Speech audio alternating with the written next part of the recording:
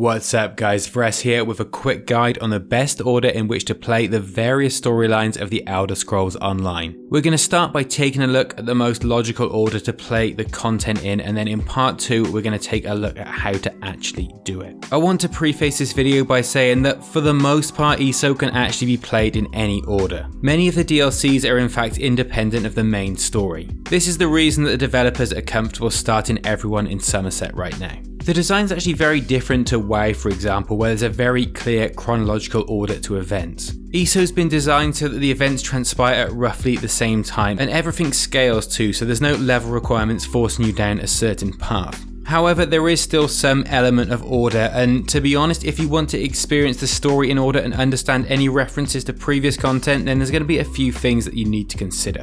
The absolute easiest way to do this is just going to be to play the storylines in the order that they came out. You can't really go wrong with that. The order of release is as follows. Firstly, we had the Imperial City, then Orsinium, the Thieves Guild, the Dark Brotherhood, Shadows of the Hist, Morrowind, Horns of the Reach, Clockwork City, Dragonbones, and then finally Somerset. However, if for some reason you don't want to play all of the DLC content, perhaps you don't have ESO Plus, or perhaps you just don't have the time to do it all, then there are going to be a couple of things worth prioritizing in terms of story continuation. Firstly, Orsinium has a story that continues into other content. And secondly, the Morrowind story flows into the Clockwork City DLC. So basically, at the very least, it's worth playing the stories marked in green in release order, unless you plan to skip some of them entirely. The remaining stories are largely independent, and some of them aren't even that impactful in terms of storytelling at all.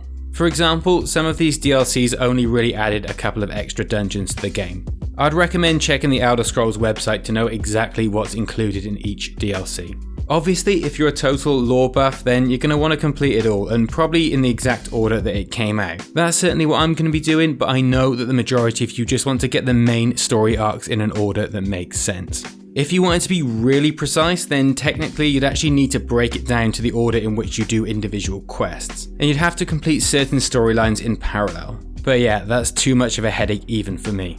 So moving on to part 2, we have a basic order, but how do you actually complete the storylines in this order? Well, first of all, you're always going to have to complete the tutorial from the most recent expansion that you own.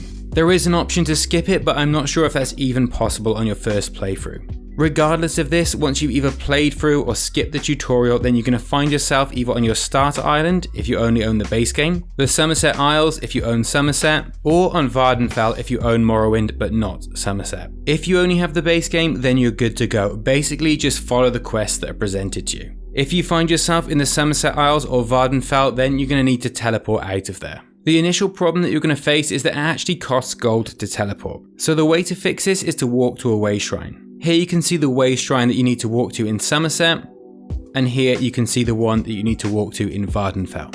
The reason for doing this is that teleporting from way shrine to way shrine is actually free. Depending on your alliance, you're going to need to teleport to one of these zones. If you're part of the Daggerfall Covenant, then you need to head to Glenumbra. If you're Aldmeri Dominion, you need to head to Oradon. And finally, if your allegiance is with the Ebonheart Pact, then you need to travel to Stonefalls. On arrival, you'll be greeted by a hooded figure. They're going to ask you to go and speak to their benefactor, and when you do, the base game starting quest will begin. While you're going through this main storyline, you'll actually end up going through the Fighters and Mage Guild storyline as well as your faction's main storyline at the same time. This pretty much makes sense chronologically, and you're naturally going to pick these quests up just based on the areas that you're going to be in. Once you've done all of this, you're going to be ready to start playing DLC and expansion content. Like I said, if you really want to make sure you don't miss anything, then the best thing to do is just to do all of it in chronological order. However, if you do nothing else at this point, then it's worth playing the Orsinium story, as it's going to carry on into other content. You can start this storyline by travelling to your faction's starting city, which we mentioned earlier. When you arrive, you're going to be approached by an orc messenger who's going to give you a letter from Forge Mother Alga. This orc is going to give you a quest to seek out Ambassador Lasgara, and your storyline is going to begin. By the way, if you don't see this orc for whatever reason, then you can just go to the collections tab by pressing U and start the story there. This is the same for all DLC content, though obviously you have to have purchased the DLC or be an ESO Plus member for any of this to happen. Once you've completed the Orsinium storyline, you can consider the subsequent DLCs that we listed earlier, though none of these are particularly vital in terms of story continuation. The next step that does have a little more impact in terms of story order is Morrowind. Once you get hold of the Morrowind expansion, you'll receive a letter in your mailbox that gives you a set of instructions to follow. Alternatively, you can just accept the Morrowind starter quest in your collections tab as we did with Orsinium. To save you a little bit of time searching, all you need to do is portal to this way shrine on the island of Vardenfell. Then you just need to meet the quest giver here on the road. The Morrowind story arc then leads into the Clockwork City DLC. Again, the quickest way to start this storyline is under the collections tab. If you want to do it the traditional way, then you need to go and speak to an NPC at the bank that can be found at Mournhold City Centre. Either way, this quest is going to lead you to the Brass Fortress where your story in Clockwork City is going to begin. Following the completion of this story, the next big thing for you to do is move on to Somerset. Once again, all you need to do is accept the starter quest under your collections tab if you haven't already. Then you simply need to use this way shrine to travel to the Summerset Isles and speak to the quest giver. Most of you probably purchased Somerset, so this is where you would have started anyway. Like I said at the beginning, this might not be the perfect way to get every single reference in the game. Obviously, I haven't read every single line of dialogue when piecing this together. That would take the rest of my life. If you really want to ensure that you don't miss anything whatsoever, then you're just going to have to do every single DLC in order. That being said, if you only play the 5 that I mentioned, that should give you a pretty solid chronological path to follow in terms of storytelling.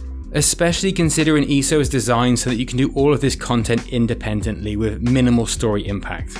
Anyway, I hope this guide was useful for you. If it was, then please consider subscribing to my channel as I'll be putting out plenty more ESO content as well as covering many other MMOs. I'm also streaming my return to ESO journey over on Twitch if that's your kind of thing. The final thing I want to mention is that we have a great little community on Discord that I'd like to invite you to join. You can find updates on my latest content as well as a fantastic group of people to chat MMOs with. Or if you want and you're EU, you can even join our ESO guild.